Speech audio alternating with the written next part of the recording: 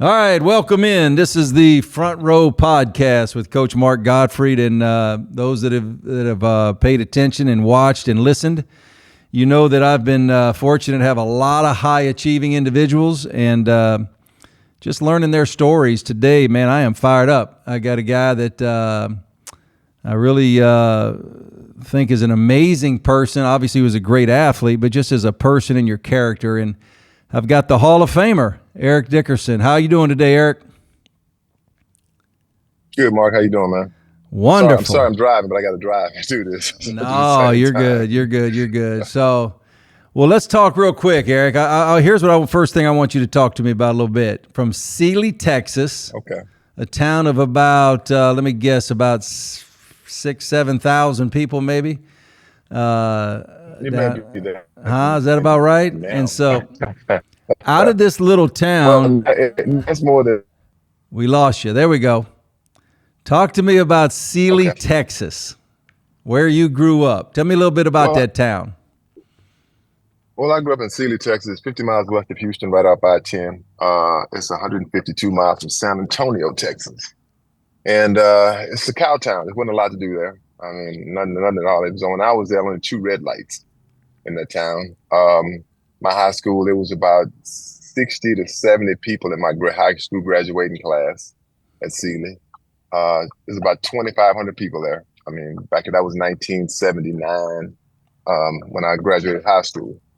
So it's not a lot in that town, not a lot to do in that town. But that's where I'm from. I played 2A football, and I heard several times that, I couldn't make it because I played 2A football, and, it wasn't big time football. But to me, my athletic ability, I thought was, second to no one. I always felt like that, because I was big, I was fast. I didn't know how to lift weights in high school. We didn't have a weight program. We had those universal weights, and I learned how to lift weights in college from my best friend, Charles Drayton. So, but, being from, you know what, Mark, I'm glad I'm from a small town. I thank God I'm from a small town. My small town values, I still have them. I'm a country boy at heart. I like being from the country, and that's who I am. Eric, I think for all of us as athletes, and I never played at the level you did, obviously, but even as an athlete, there was points in my life where I started to feel like, okay, I'm getting there. I'm pretty good. Like every time there was like a step. For you, was there a point for you in junior high or high school where you started to say to yourself, like, okay, I'm better than I'm getting there. Now, I'm maybe not a pro yet, but I got a chance. Was there any point for you that kind of happened where you started to see yourself and you knew I got a chance to be really good at this game? Well, not really. I never looked at playing professional football. I just never thought of myself as a professional football player. I knew I was a good athlete. I think when I thought that I could compete on not to say a high level, but I think about my hometown. It was a guy named Kevin Del Tarver. He was the fastest guy in our neighborhood, and I was in 7th grade. And I think he was in 9th grade and 7th grade, and I ran him, and that was big. It was like, man, Eric ran Kevin Dale. Golly, that was big around Sealy. And then when I got to I think the 8th or 9th grade, I could outrun everyone in high school. I mean, I was the fastest kid. That let me know, like, wow, I can really run. I mean, I won't forget when I used to play football. We fell inside of the church when I was, a kid, tackle football, with no pads. But they would never let me run the ball. All I could do was hike the ball. I could only center the ball. That was it. So, things changed a lot since then. But I think the thing that I think made me think that I could, compete, not gonna say compete, but I was a good athlete when I was able to outrun Kevin Del Tarver. I'll never forget that. That made me think, okay, man, I'm fast. That's funny. So here you are in high school, and you're starting to play. And people, a lot of times, a lot of people in the NFL, they realize and they know, but the normal person, they don't know how big you are. 6'3".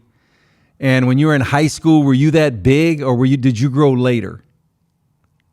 No, I was tall in high school. Matter of fact, when I was 12 years old, I was about 6 foot tall.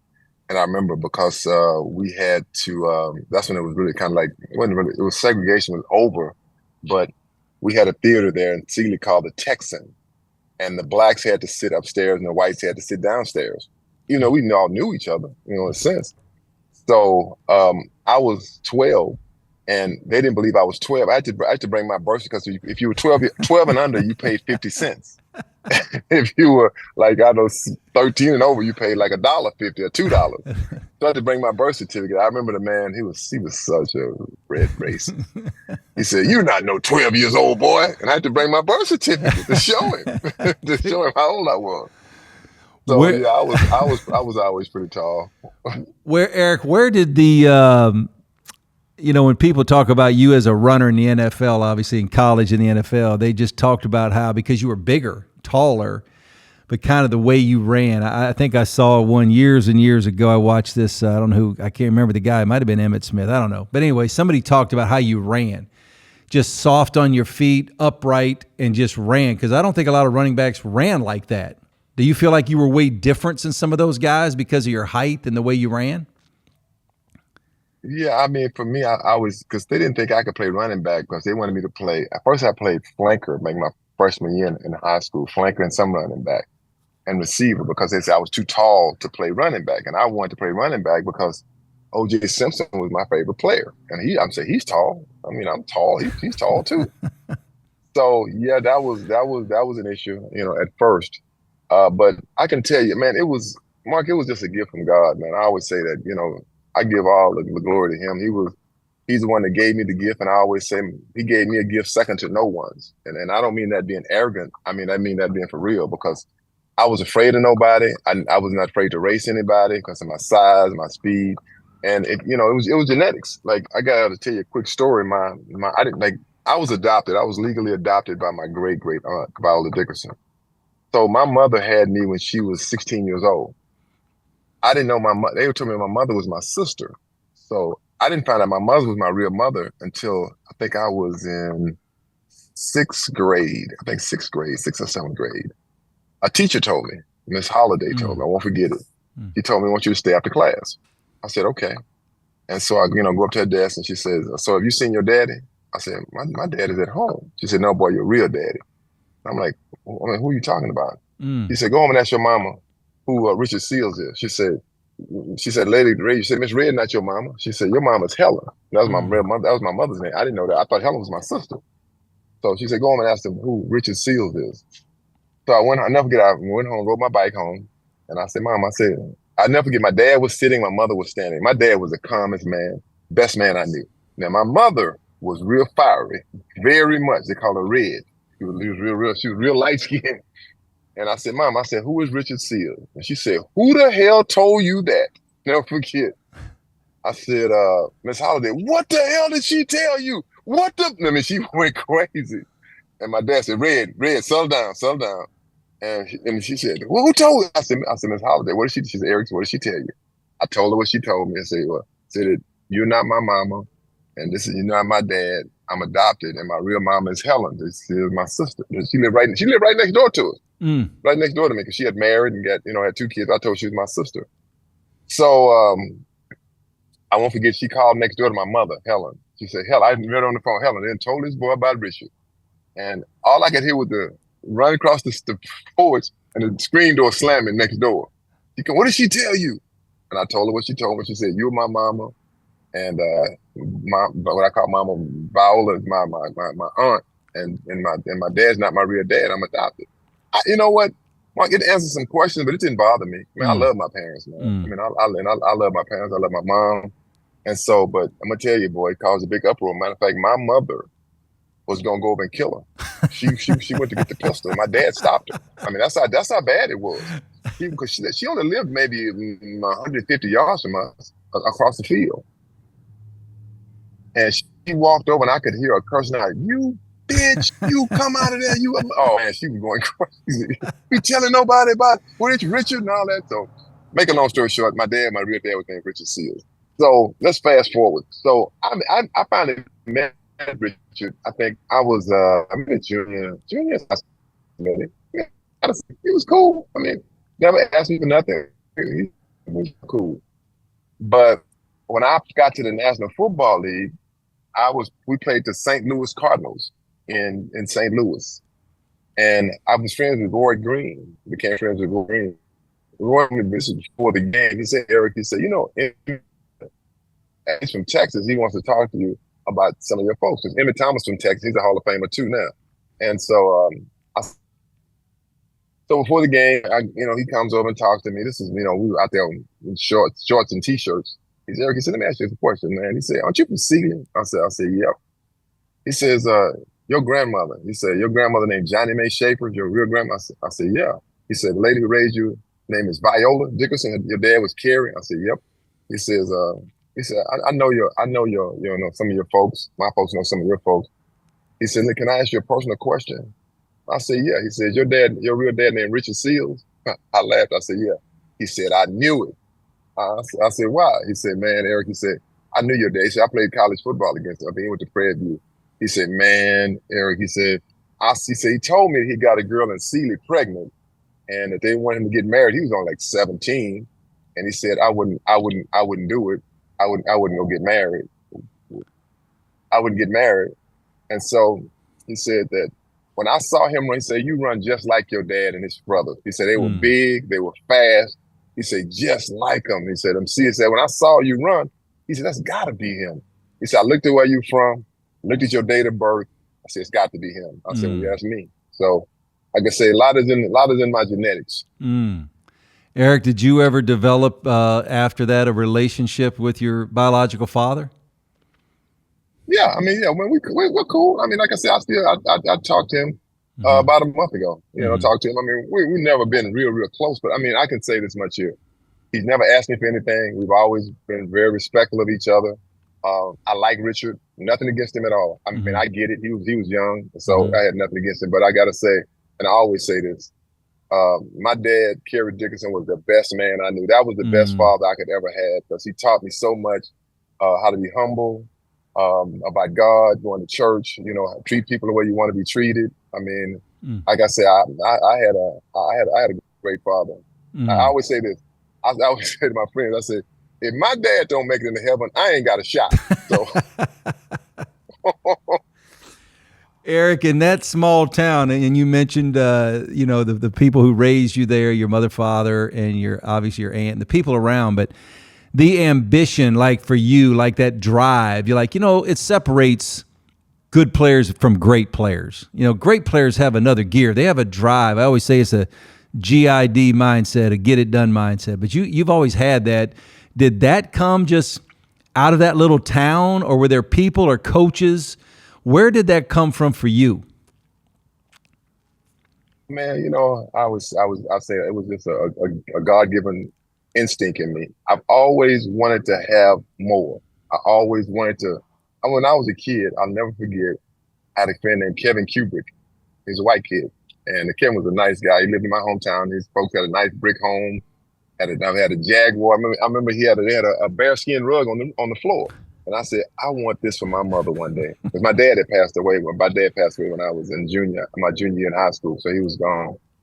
I said, I want something like this for my mother. And I said, I don't know how I'm going to get it. That's what I kept saying. But I want this for her. I want this kind of life for her.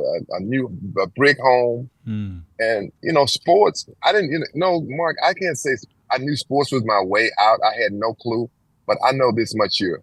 I want to be the best player out there. That was my thing. I want to show you how good I was. I want to show you I could beat you. When I got to the age of, knowing about competition. I mean, when I came out of, like I say, Sealy, I won't forget when I played in the All-Star game in the All-Star game in high school. I'm a 2A school. We ended up winning the game 7-6, and I was MVP. But people said, "Oh, he not used to taking those hits and everything. They'll see when he gets in college. He can't do this." And I always want to prove everybody wrong. And that was one of the things in my hometown. Believe it or not, and sometimes in small towns, you have more people pulling against you than for you. And it's sad to say some of them are your own race. I mean, that's the terrible thing about it. And my mother taught me that. She said, so many people pulling against your son. She said,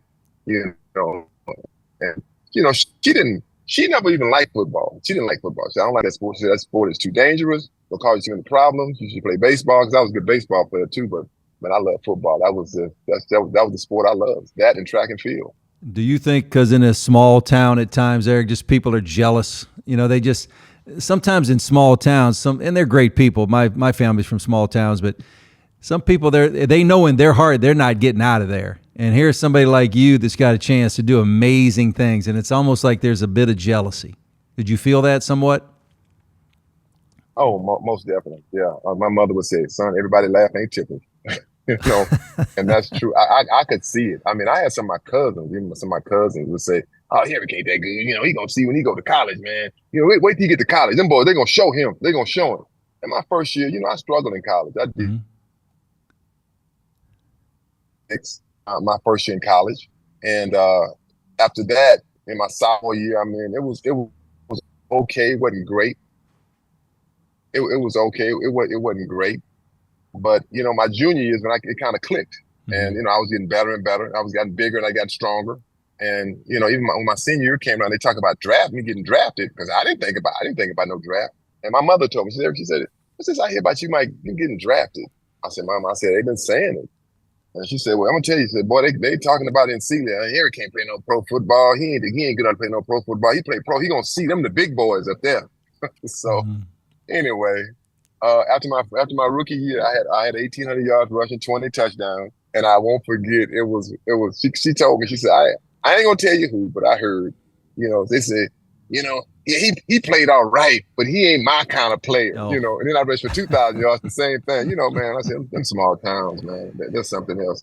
I got to tell you a quick story. The guy, his name was Henry Hill. He was friends with my best friend, Gary Hill, and. We were talking one day. This was after my rookie season, and I told Henry, I said, "Yeah, you know, I went to Magic Johnson's party at his house."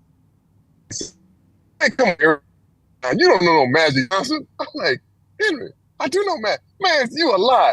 Stop lying like that. You're not even on that level."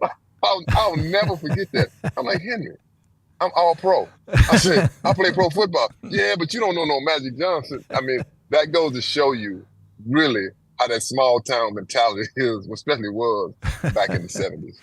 When you went to college, I got a chance to tease him about that. When you were in college, Eric, and you talked about your junior year, you kind of blossomed, and you got better and better through college. And I know I coached college basketball for 33 years. And if you had college freshmen, if you had a freshman sitting right in front of you, sitting in that car right beside you right now, and they're frustrated. They're not getting to play as much. They're mad at the coach. You know, it's politics. It's, you know, you hear all that. What would your advice to some of those guys going into college as far as what you went through and how you could help them? I know exactly where you're going with this for sure, because I was that guy. I mean, I was the #1 recruit in the nation coming out of high school. The #1, not #2. I was the #1 recruit. It was myself, Marino, and John Elway. And I can tell you, I thought I was ready to play. I really did. But really, I was not. I can tell you sitting here for sure. And I tell kids that all the time. I say, I'm going to tell you something. They're doing you a favor. You think you're ready to play. You're not ready to play. It's very few players that come out of high school that are ready to play college football. Mm-hmm. It's a different speed in the game. It's a different physicality in the game. It's like these kids thinking they can play pro football. It's coming out their junior year. It's rare. I mean, it's a hard transition. Mm-hmm. And for me, I was not. I can look back and I think I can go when I see myself on film. I can say, "Oh, I was a freshman now." How you know I can tell? Or I can say, "I was a junior there." I can tell when I'm running the football. And I say, "I'm a senior." How you know? I said, "I'm a man playing amongst boys." That's how I felt. I felt I was bigger, stronger, faster. They could not run with me. I mean, I could run with the DBs. I mean, I was a true sprinter. So it had no, and I was big, I was physical, so it was nothing. But a lot of these kids think that, the coach messing over me, man. I'm gonna transfer. I need to be playing. I say, son, stay where you are. I say, hang in there. I said, he's doing you a favor because, you know, all of us think that we should be playing because all of a sudden, you know, you were the guy in high school. I tell these kids, I say, you're not the guy anymore. You got to go. You have to go build that reputation. You had a reputation in high school. When you first got to high school, when you were a freshman, you had that reputation as a freshman. You got your reputation usually as a junior or senior. I say, and it's the same thing in college. And the same thing in the pros. Sometimes guys come out of college, you know, they got all the hype and they think they're going to do all this and do that. And it doesn't work out because that's a whole different level. And then sometimes it does. I mean, I got to say for myself, you know, I thank God it worked out for me. Mm-hmm. patience sometimes for young people. You know, that's a hard word for them to. Patience. They just struggle with that one. And I had guys too that you're gonna be good. You are going to be good. I'm trying to win right now, and sometimes you're just not ready, but you're going to be. But right now, whether it's understanding what we're doing or defensively, offensively, all those things, same for you. You know, but patience is so key for young people, and not just in athletics, in everything in life, but especially in athletics. For sure. Matter of fact, I was just talking to a friend of mine, a buddy of mine, and he's 70 years old, and he does not look it. And I was talking to him. He said, man, Eric, time is flying so fast. I said, I know. I said, Eric, his name is Eric also. I said, think about this. I said, just show you how impatient we were as kids. As young adults, because he was a director. He finally retired. He's a director. I said, if somebody told you, hey, give me $150,000, and in 20 years, I'm going to turn that into $100 million for you. Nothing, for sure it's going to work out. You'd have said, no way. The 20 years? He said, right. He said, because I didn't have patience. I said, exactly. I said, that's one thing that I can say, that when you get older, you have more patience. You think the years are going to be like 2 or 3 years, a long time? Man, 2 or 3 years is nothing. Quick. Really, it's not. I can't believe, Mark, that I'm going to be 64 years old. That trips me out. I mean, I'm like, dang. I mean, it just seemed like yesterday, you know, that I was in my 30s. No, but I got a birthday coming up. I'm going to be 64. I know, in a couple of weeks. I saw that. You got one in a couple of weeks, so that's going to be a good one. Eric, how about this? When you went into the NFL, you had a great career in college. You go into the NFL and boom. Now, you're one of those guys that came right out of the gates and played well, like right from the get-go. Did that surprise you that all of a sudden this early in your career you were doing what you were doing at that time? Were you a little surprised by that? I know you had confidence, but still when you're by yourself at times like, wow, okay, because you had a heck of a first couple years right out of the gates. Yeah, I got to say it did surprise me to a point. You know, I knew I was good. I knew I was big. I knew I was fast, but I can tell you this much here.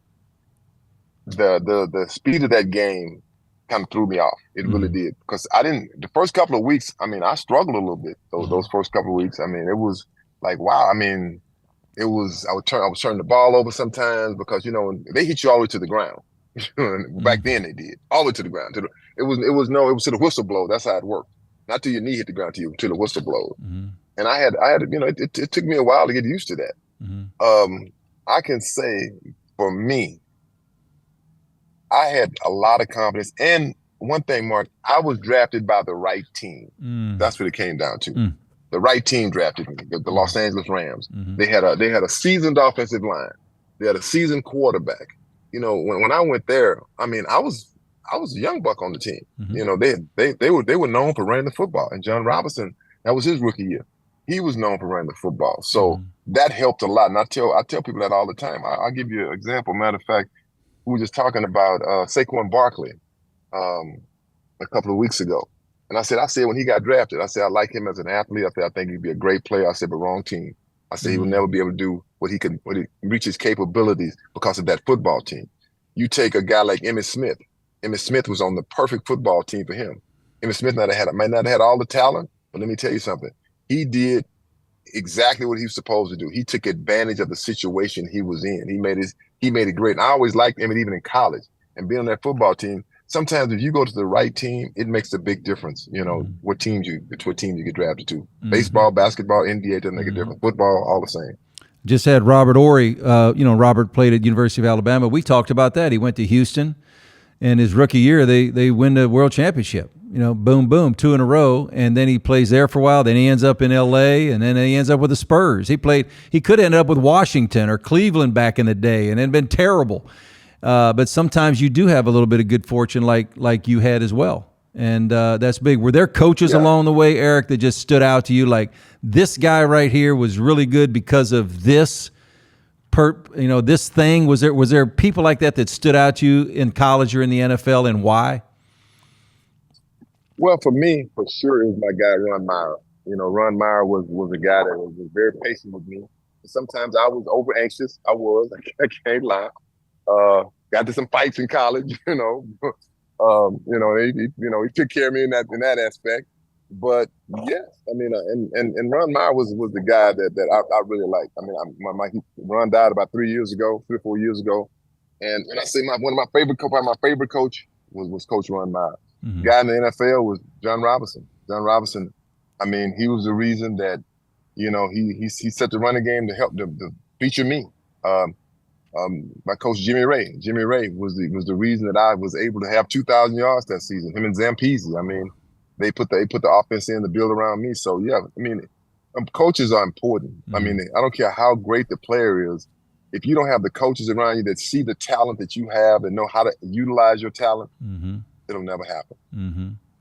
Eric, how about this one? You get later in your career and you're done playing, and now here comes the Hall of Fame.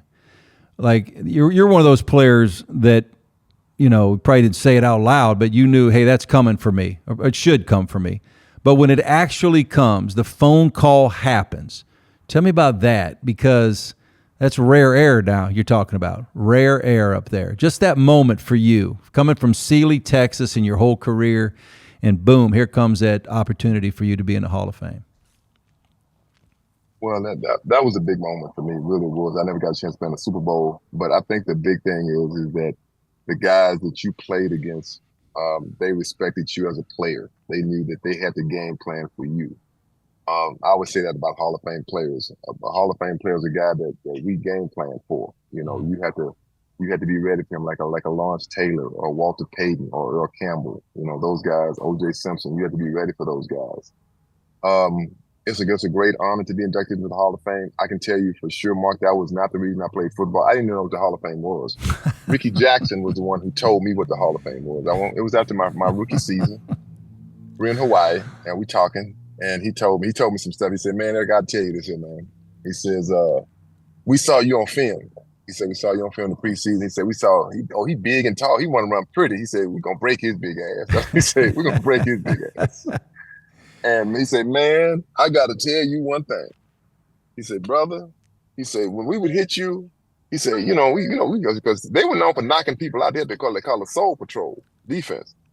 He said, man, we would hit you. He said, look like the harder we hit you, the harder you ran. And we go back down and say, man, he running harder.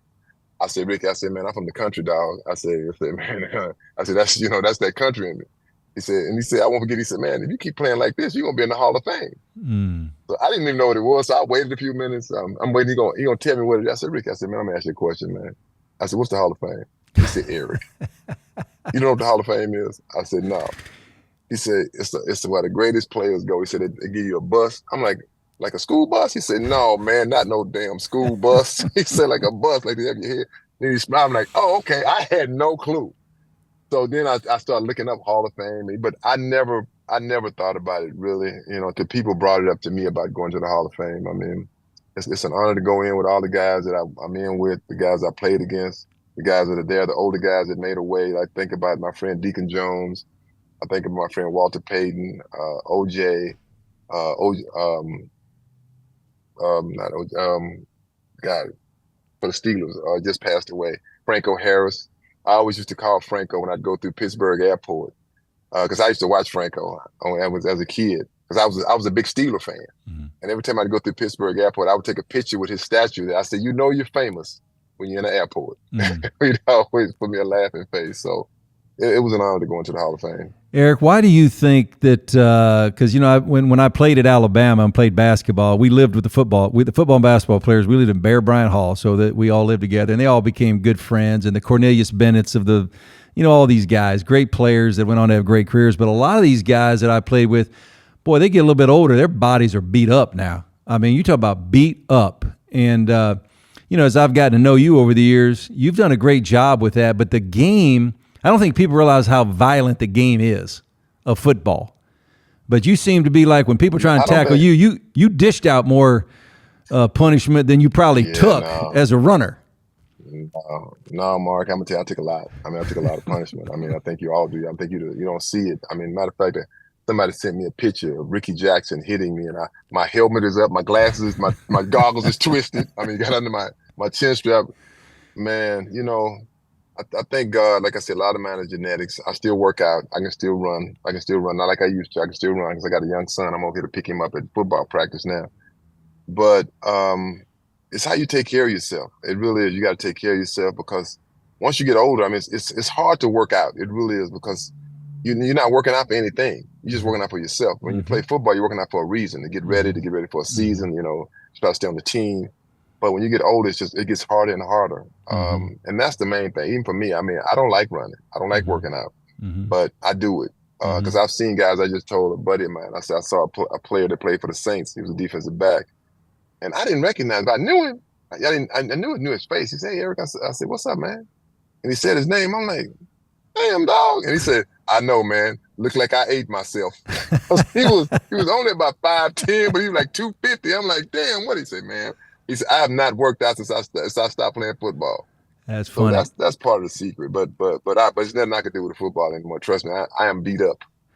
It's the game. But let me ask you this one, Eric. How about nowadays with what's going on in college athletics? And some people, they look at me that know me well. My buddies always say, like, Mark, you were NIL before there was an NIL when I was coaching.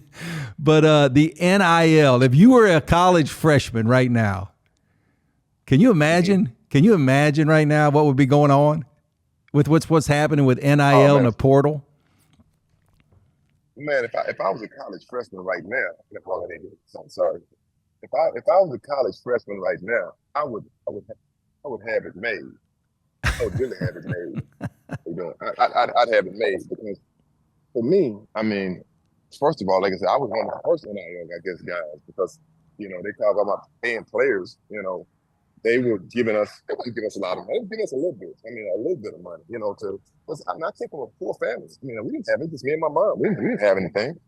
But when I went to SMU, who knows? I mean, I love my school. But, I mean, my first choice was Oklahoma at the time back then. But, man, I don't know. I don't know what would have happened. Isn't it crazy nowadays with these guys? You're talking about some guys getting $1 million, $2 million to play college football or college basketball, and they're walking in telling the coach, "This is what I got to have, or I'm going in the portal." How about that? I mean, what a different world it is today.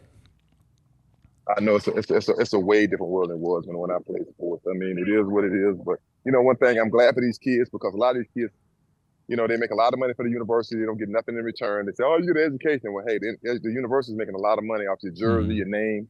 But, you know, I'm glad these kids are getting something back finally after all these years. Yeah. Eric, for your children, I know you're there picking up your son, but if you could gift your son and young people, especially your son and your children, know characteristics, like, man, if you could just say, man, I want my child to have these characteristics for you, all you've been through in your life, what would some of those be? My son, I gotta say, my kids are pretty much like me. I mean, they're good kids. They're humble kids.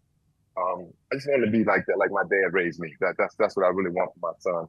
You know, to not be a problem, an arrogant kid. You know, just a good human being. That's exactly what I want for my son and my daughter.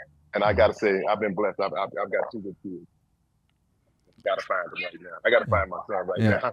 Yep. So I'm gonna have to run, Mark. All right, go to it. And man, I just want to tell you thank you for being on. And we have been a long time since we smoked a cigar, so we got to smoke one together. Okay, man. All right, looking forward to it. Okay. Talk to you, Eric. Thank you. Take care. All right, okay. All right, bye-bye.